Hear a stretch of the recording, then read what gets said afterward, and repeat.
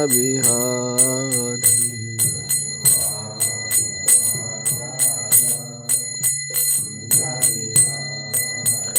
Jaya Gopi Jana Vallabha Girivaradhari.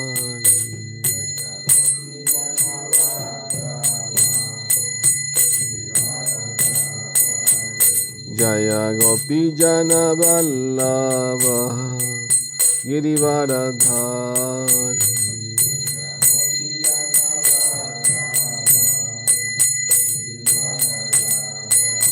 Yashodanandana Brajajana Ranjana.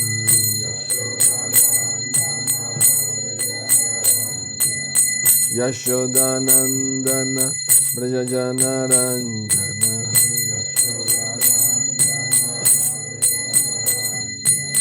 Yamunatira Banachari.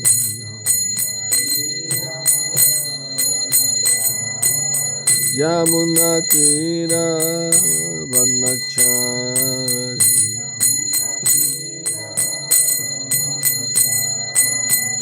Jaya Radha Madhava Kunja Vihari.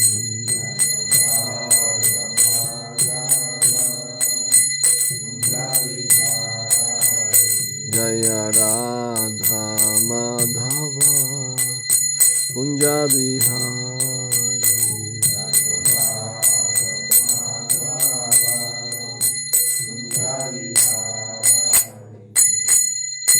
Gora Premanandi. Hare Hare.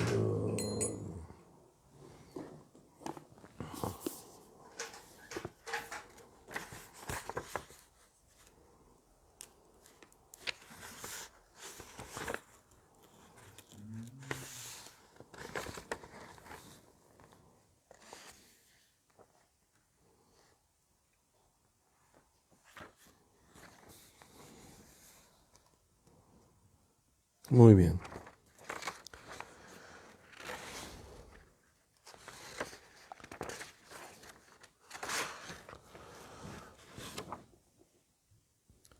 Vamos a leer del Srila Prabhupada Lilamrita, el segundo volumen, Plantando la Semilla. Nueva York, 1965-1966. El Señor Chaitanya dice que esa es la manera en que las entidades vivientes encadenadas a sus actividades fruitivas vagan por todo el universo. Si por sus actividades piadosas o por alguna casualidad entran en contacto con un maestro espiritual genuino, por la gracia de Krishna pueden recibir la semilla del servicio devocional. Esa semilla, una vez sembrada en el corazón y regada con los procesos de escuchar y cantar, se convierte en una planta grande, con frutos y flores, de los cuales puede disfrutar la entidad viviente incluso en el mundo material. De los significados Bhaktivedanta al Srimad Bhagavatam. Prólogo. Este lo escribió el doctor Thomas Hopkins, director del Departamento de Estudios Religiosos, Universidad Franklin y Marshall, Lancaster, Pensilvania. Él conoció a Prabhupada, entonces está hablando. Escribió el prólogo del libro. Gracias. La historia que usted está a punto de leer es como muchas historias reales, altamente improbable. Un anciano Swami hindú llega a la ciudad de Nueva York a mediados de la década de 1960 con una misión vagamente definida. Instruido por su maestro espiritual en la India para que llevara un mensaje espiritual a Occidente, llega a Nueva York sin ningún conocimiento previo de Estados Unidos, sin perspectivas de manutención, casi sin dinero y sin un plan claro de acción. Se mueve por la ciudad sin rumbo fijo. Vive un tiempo en el desván de un artista en el Bowery y finalmente, con la ayuda de alguno de sus primeros seguidores, alquila una tienda en la zona conocida como East Village, el corazón del movimiento contracultural. Movimiento este que incluía el consumo de drogas de la década de 1960. Allí comienza a predicar un mensaje inverosímil para muchos: restricción sexual, abstención de drogas y pureza de mente y cuerpo. Todo ello en nombre de la devoción al dios hindú Krishna. Lo que sigue es una notable historia de fe, determinación y éxito, más allá de toda expectativa. En el presente volumen solo se ofrecen los comienzos de este relato, pero se nos cuenta con fascinantes detalles cómo se plantaron las primeras semillas del éxito en lo que parecía un terreno tan poco prometedor. Se trata de una narración muy humana, con un A.C. Bhaktivedanta Swami muy humano en el centro.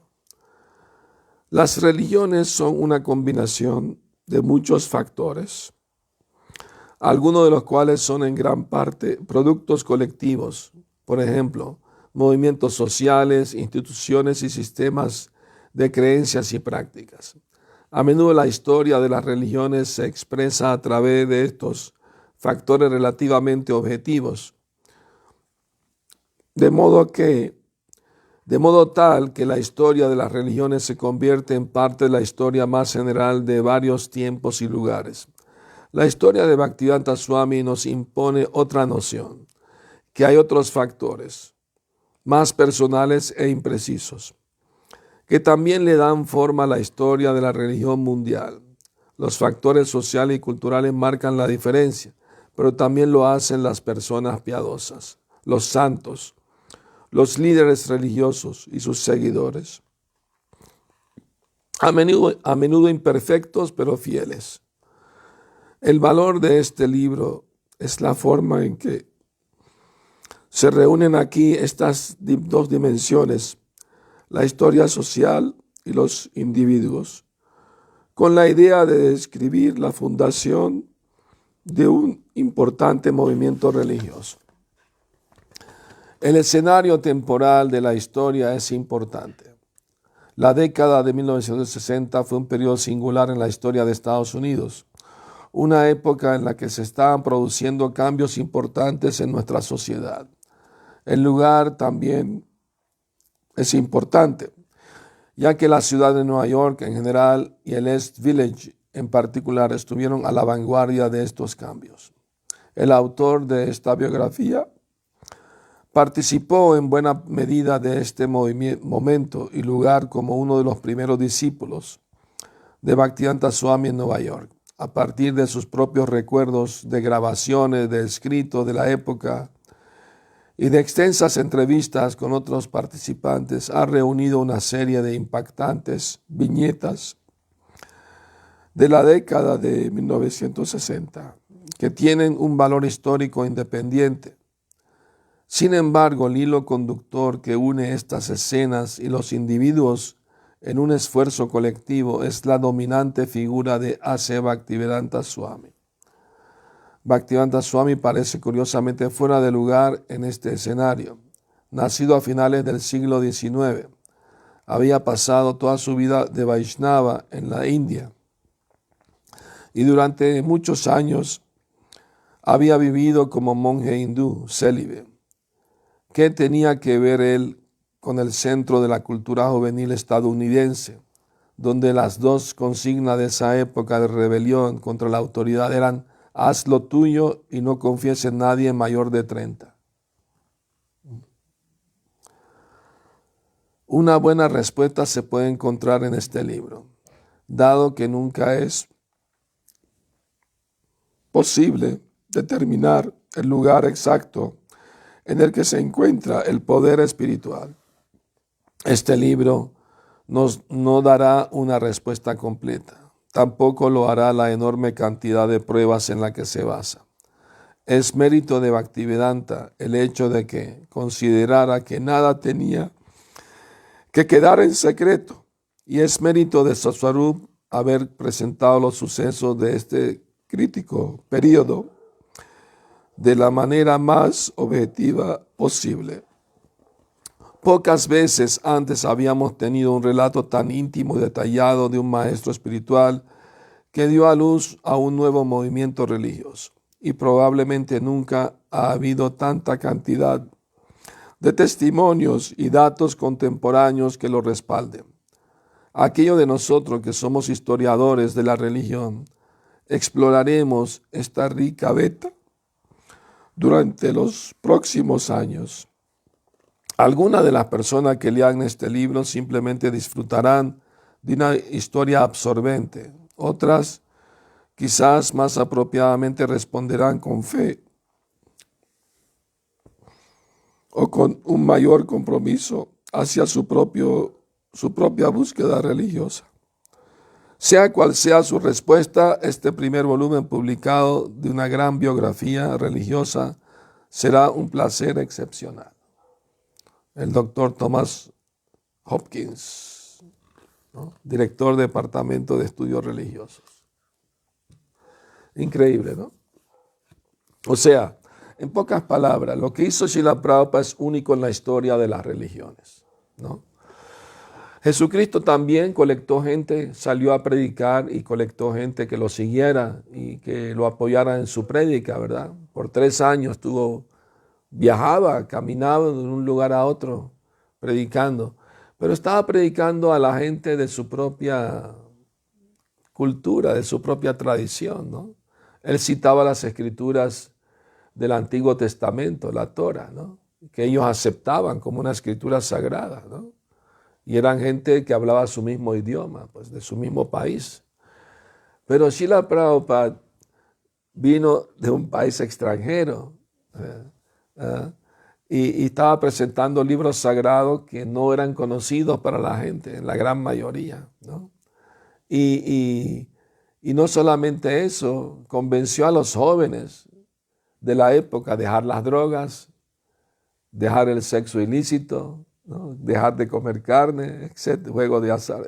Los convenció a hacer eso para entregarse al servicio de Dios. Eso es un milagro. O sea, ¿me explico? Una vez un reportero le preguntó a Prabhupada, Jesucristo hizo muchos milagros, ¿qué milagro ha hecho usted? Y Prabhupada, mi milagro, aquí está, mis discípulos, ¿no? Ellos antes estaban adictos a todas esas cosas, comer carne, drogas, sexo, dejaron todo por servir a Dios. ¿No le parece un milagro? Ah, pues la verdad sí, pues no está fácil dejar esas cosas, ¿no? Entonces, ahí vemos la diferencia de Srila Prabhupada de otros líderes que no piden seguir ninguna regla a sus seguidores, ¿no? Haz lo que... La consigna de esa época era un movimiento de contracultura que empezó en Estados Unidos en los años 60, de rebelión contra la sociedad materialista, ¿no? Establecida, que se llama el movimiento hippie, donde los jóvenes buscaban alternativas espirituales fuera de su propia tradición, pues, o cultura, pues no estaban satisfechos con ella, veían que había mucha hipocresía, mucho materialismo, ¿no? Entonces, Prabhupada llegó en el momento justo. Krishna hizo los arreglos de que Prabhupada llegara en el momento apropiado, ¿no? O sea, él no encajaba ahí. Los jóvenes de esa época decían, no confíen en nadie mayor de 30 años. Para un anciano de 70 años, ¿no? ¿Entiendes? Pero el mensaje que trajo sí les tocó el corazón. Y el Maha Mantra que les enseñó a cantar les tocó el corazón. Y eso fue lo que hizo el cambio histórico, religioso. O sea, es un acontecimiento histórico, religioso en la época moderna, ¿no? Que un monje de la India viene y crea una revolución espiritual. O sea, no solo en Estados Unidos, en todo el planeta, porque él no tenía un plan definido de que, ¿no? voy a entrenarlo de esta manera para que vayan a abrir templos. No, el que viniera lo aceptaba. O sea, era todo como muy espontáneo, ¿no? El que venga se puede unir. El que quiera aceptarlo, bienvenido sea, ¿no? Aunque no estuvieran cualificados, cometieran muchos errores, igual los aceptaba, ¿no? Y después de un poco tiempo de entrenamiento, un par de años, un año o dos, los mandaba a abrir templo a otro país, sin dinero. O sea, nadie tenía dinero en esa época, o sea, nadie era rico de los primeros discípulos, ¿no? ¿Entiendes? Entonces, imagínate, vete a abrir un templo, pero ¿cómo hago eso? Párate en un parque y canta Hare Krishna. Así va a haber el movimiento. ¿Entiendes? Entonces, yo recuerdo, ¿no? De esa época, yo también estaba en esa onda, ¿no? Y me dejaba el pelo largo, ¿no? Me gustaba la filosofía hippie, ¿no? De no seguir lo establecido, ¿no? Como una rebelión, ¿no? Contra la sociedad organizada, materialista, ¿no? De cuánto tienes, cuánto vales y todo eso, ¿no? Claro que era un camino errado porque se enfatizaba el experimento con drogas, ¿no? Pero el experimento con drogas no era para tanto como para gratificarse, sino era como para abrir la mente, buscar otra alternativa, algo diferente, ¿no? ¿Me explico? Una de esas drogas era el LSD, que era como un ácido lisérgico, ¿no? O sea, era algo como una novedad, ¿no? Que las personas que lo tomaban tenían una experiencia así como mística o algo así, ¿no? ¿No? ¿No? Claro, no se lo recomiendo a nadie eso. Pero digo, yo lo probé pocas veces. Y una vez Prabhupada fue retado por unos jóvenes que vinieron al primer templo. Oh, usted dice que el LSD no es espiritual. ¿Cómo sabe usted? ¿Usted ha probado el LSD? Y él le dijo, yo no, pero mis discípulos sí, ellos le pueden decir. Y los discípulos dijeron, sí, el LSD sí te sube la mente y tal, pero después aterriza de golpe, ¿no? De caída. ¿No? En cambio, si cantas Hare Krishna, permaneces alto para siempre, no hay bajones, pues, ¿no? Y así fueron predicando los de primeros devotos, ¿no? ¿Comprenden? Fue una cosa increíble. O sea, te pone a ver la historia, es una cosa increíble lo que sucedió. O sea, raparse la cabeza, cambiarse de ropa, o sea, andar en la calle cantando. ¡Wow! ¿Esto qué es, no? ¿Comprende? Una vez los devotos salieron a Harinam a cantar y era Halloween en Estados Unidos. Y dos jóvenes así, estudiantes, por burlarse, ¿no? Se disfrazaron de Hare Krishna. Se pusieron una media en la cabeza y con un mechoncito afuera, así, ¿no? Una media de nylon así, con el mechoncito afuera. Y andaban con una pandereta, Hare Rama, Hare Krishna, ¿no? Y la gente decía, qué bien. Y de repente aparecieron los verdaderos Hare Krishna. Entonces, oye, nos van a regañar, nos van a decir algo. No, le sonrieron. Vengan, síganos. Sí, muy bien, vengan. Y lo siguieron hasta el templo. Y en el templo le dieron prasadam, un banquete y todo. Y todos se miraron. No nos vamos a hacer Hare Krishna, ¿verdad? No. Y se terminaron haciendo Hare Krishna los dos. Los dos se volvieron devotos.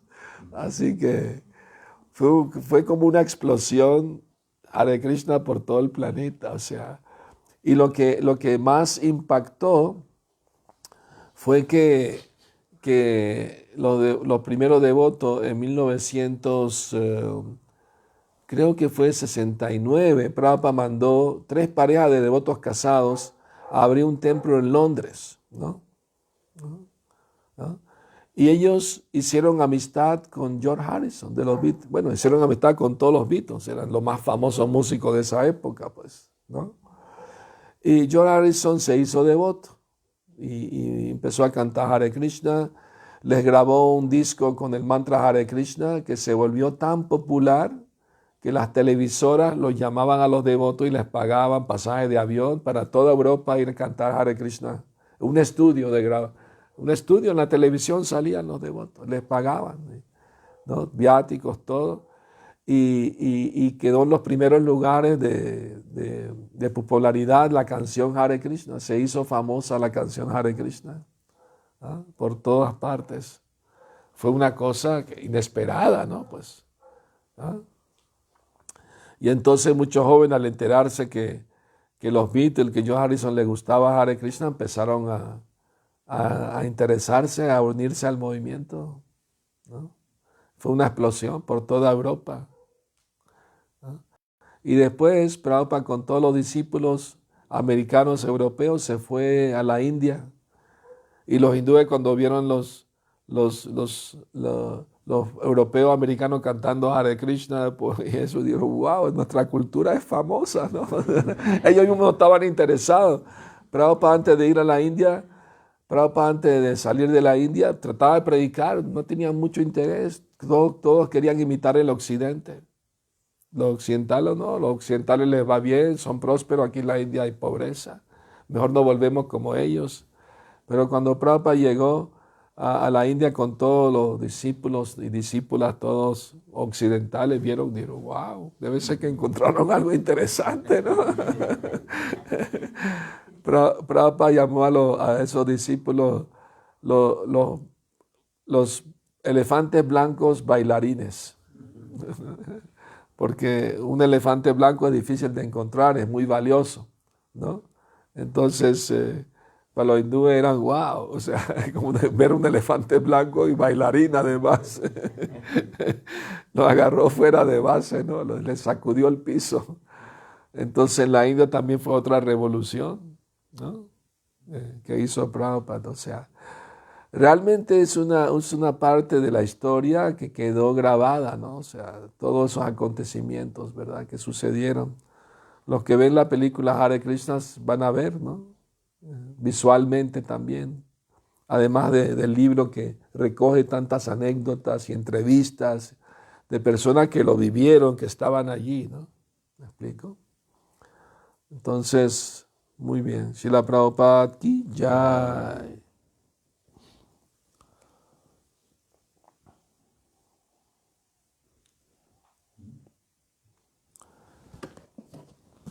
A ver.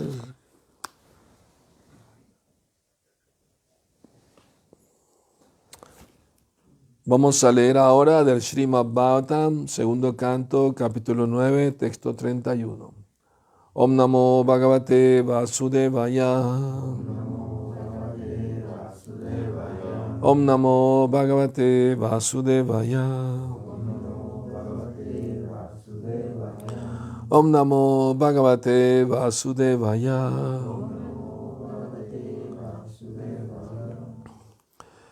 Shri Bhagavan Uvacha.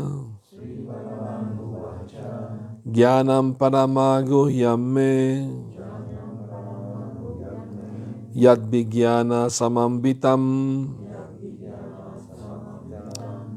Sarahasyam Tad Angam Cha. Grihana Gaditam Maya. Shri Bhagavan Uvacha. Jnanam Paramaguhyam me.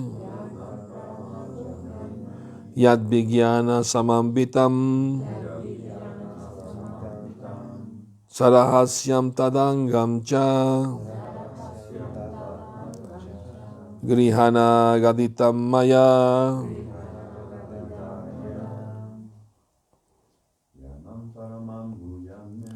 Jnanam Paramaguhyam me. Yad Vijnana Samambitam. Sarahasyam Tad Angam Cha. Grihana Gaditam Maya. Sri Bhagavan Uvacha. Jnanam Paramaguhyam me. Yad Vijnana Samambitam Sarahasyam Tadangam Cha Grihana Gaditam Maya. Shri Bhagavanu Vacha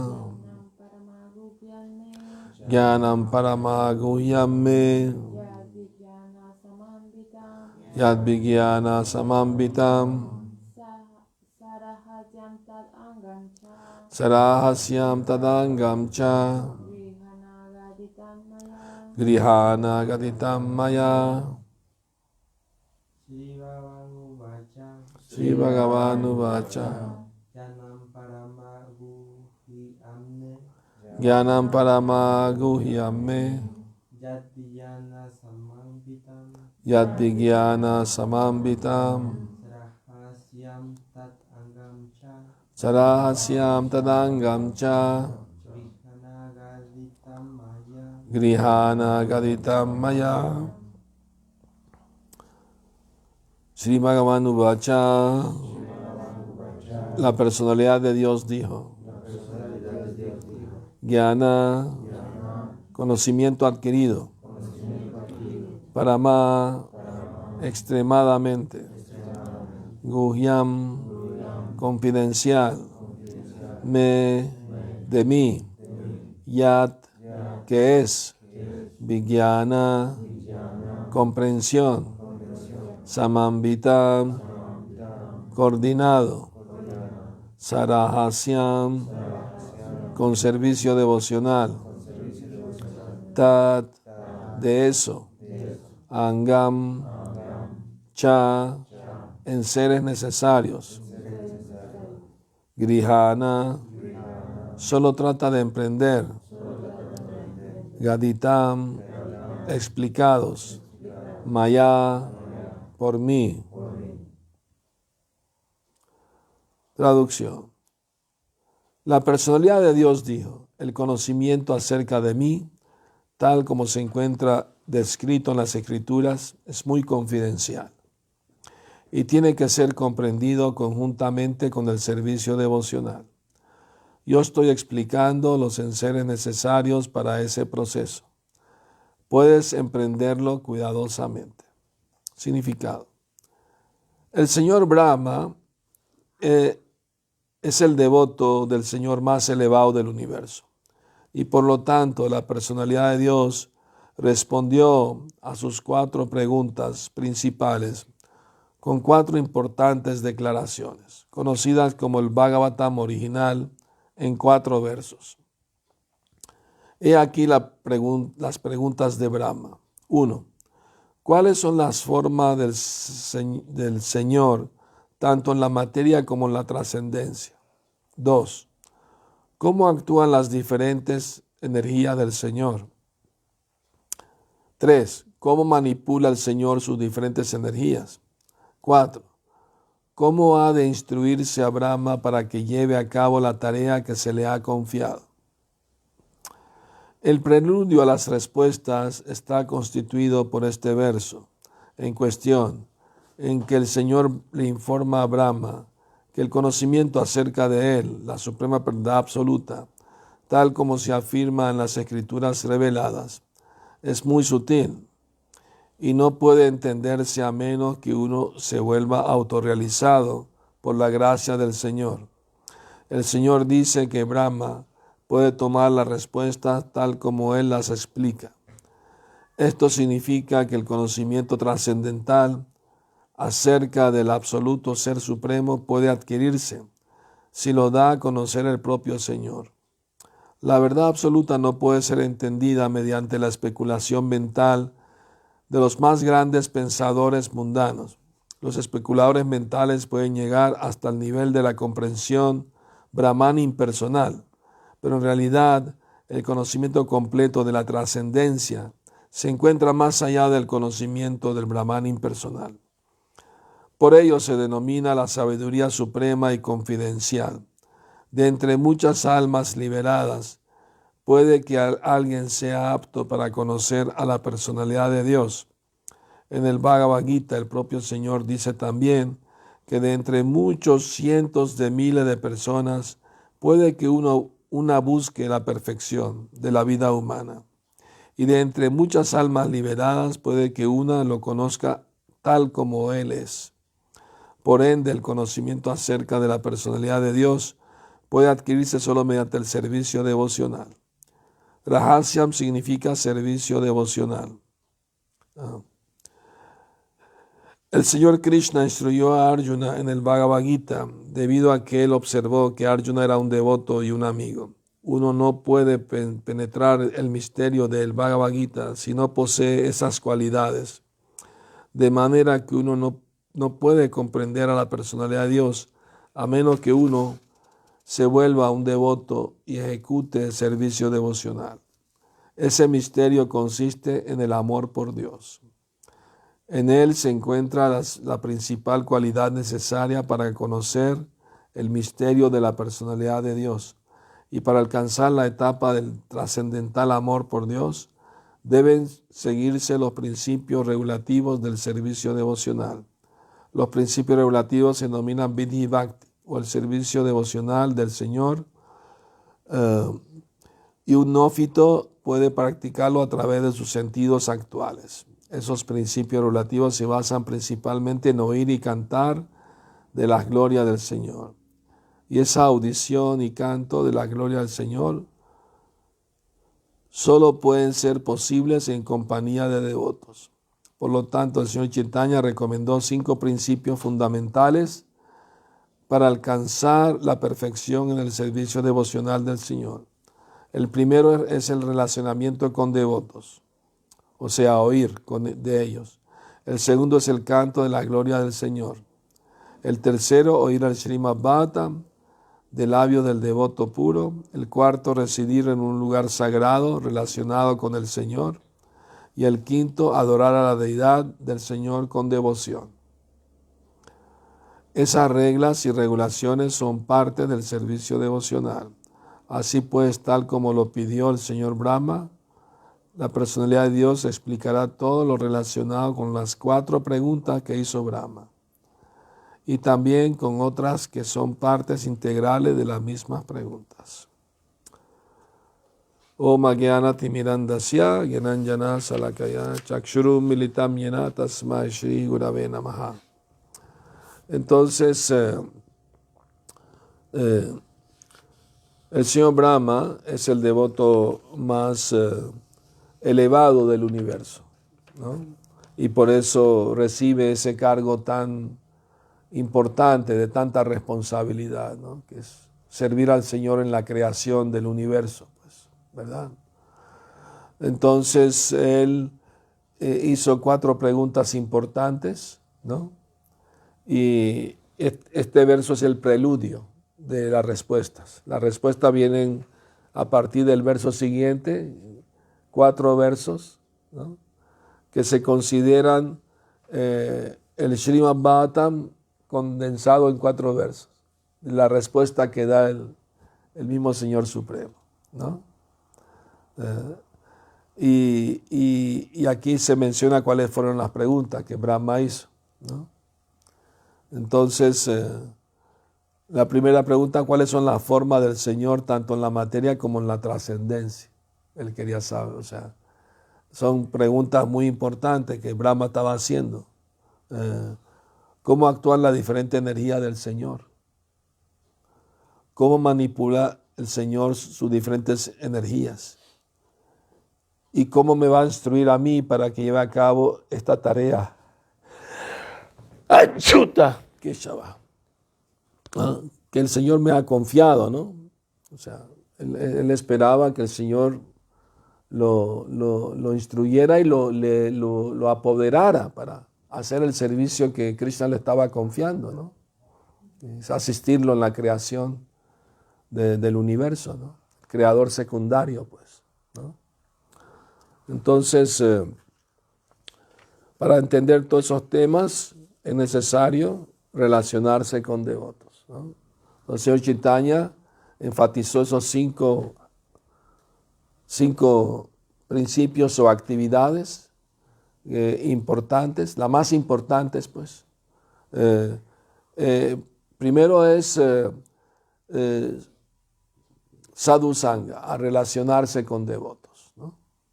Porque en la relación con los devotos uno tiene la oportunidad de oír hablar de Krishna, en la compañía de ellos, pues, ¿no? Lo otro es Bhagavad Shravana, escuchar el Srimad Bhagavata, ¿no?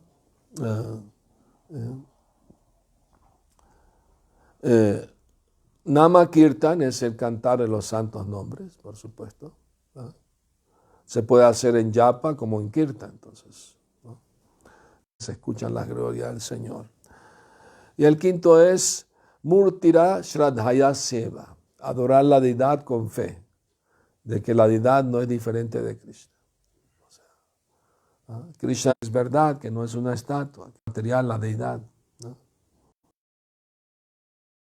Esos 5 énfasis: relacionarse con devotos, cantar el santo nombre, escuchar diariamente el Srimad Bhagavatam, ¿no? Vivir cerca del templo, vivir en un templo como estamos aquí. El Señor Chaitanya enfatizó esos 5 puntos y si se apega a uno, aunque sea uno de esas actividades, ¿no? Entonces puede sentir la felicidad espiritual. Porque nuestro método de conciencia de Krishna es Param Drishtva Nivartate, cómo despertar un gusto superior, ¿no? No es artificial, que se le impone a la mente restricciones, como imposiciones, ¿no? De reprimirse y todo eso, no. Se trata de experimentar una satisfacción mayor en las actividades espirituales. Y al tener esa experiencia, uno le agarra el gusto y pierde el gusto por las actividades mundanas, ¿no? Entonces ese es el secreto, de agarrarle el gusto a la práctica espiritual, de experimentar, ¿no? Una felicidad, ¿no?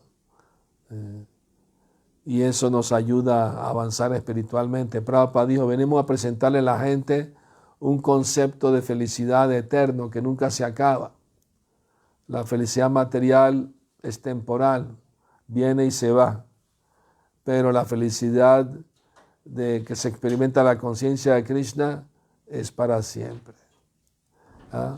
Y cuando uno está practicando conciencia de Krishna, uno todo le recuerda a Krishna. Por ejemplo, esta mañana cuando vi que la Madre Mohini sacó la bandeja del Mahaprasad y vi las guayabas, ¡chum!, me acordé de un pasatiempo de Krishna con guayabas.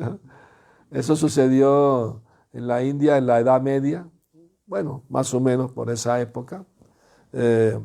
Había un rey que se llama Maharaj Jai Singh y los devotos de Brindavan llevaron sus deidades a la ciudad de Jaipur, donde él vivía como rey, por protegerlas de los ataques de los musulmanes, ¿no? Que habían invadido la India y unos eran malos, otros eran buenos y otros eran malos. Entonces la llevaron a esa ciudad y la deidad de Rupa Goswami, Radha Govindaji, fueron ahí. El rey le puso un templo muy bonito, muy grande, en su propio palacio, un lugar muy bonito. Entonces tenían un jardinero que él traía todos los días verduras y frutas para el servicio de la deidad, que cultivaba él mismo en el jardín que el rey le dio como servicio. Y tenían un árbol de guayaba. Entonces el devoto todos los días iba, regaba el árbol de guayaba, hasta le limpiaba las hojitas, y ¿no? Estaba muy pendiente, ¿no? Y ya estaba la guayaba a punto de madurar. Digo, en pocos días se la voy a llevar para que se la ofrezcan a Govinda, ¿no? ¿No? Entonces, cuando las vio ya maduras, digo, mañana mismo se las llevo, ¿no? Casi no podía dormir de la emoción. Mañana se las voy a llevar para que se la ofrezcan, ¿no? Y entonces, a la mañana siguiente, el pujari fue a abrir el templo, porque ponen candado por protección a la deidad de noche, ¿no? Y cuando abrió el candado, se quedó asombrado porque vio pedazos de guayaba en la boca de Krishna y en la boca de Radharani también tenía pedazos de guayaba. Y el dhoti de Krishna tenía una ramita del árbol de guayaba pegada al dhoti. Y dijo, wow, el Pujari no entendía nada. Pero nadie forzó la puerta, nadie, ¿no? Entonces ahí se dio cuenta, ¿no? Que el Señor estaba tan ansioso de probar las guayabas que él mismo salió a robárselas. Y cuando el rey se enteró de eso, se llenó de felicidad, de éxtasis, ¿no? Entonces le dio más tierra al devoto jardinero para que cultive más flores y verduras para las deidades, ¿no? Entonces ahí vemos, ¿no? Como el deseo, el entusiasmo de querer servir a Krishna. Krishna corresponde, reciproca esos sentimientos. Es algo muy, muy real y verdadero. Krishna corresponde al sentimiento de sus devotos, ¿no? Al deseo de servirlo. Él no es una roca que no siente, pues, ¿no? Él es una persona. Y si alguien le quiere ofrecer algo con amor, él le complace eso, ¿no? Entonces eso es muy importante, ¿no? Entenderlo en el servicio devocional. O sea, aquí tenemos un árbol de guayaba y se le ofrece a menudo a Radha Govinda, también tiene el mismo nombre, las deidades aquí, sus guayabitas todos los días. Así que somos muy afortunados, ¿no? La verdad que sí. Bueno, devotos, gracias por venir a escuchar. ¿Algún comentario, alguna pregunta? Ya, Srila Prabhupada ki jai, Gora Premanandi Hari Hari Bol.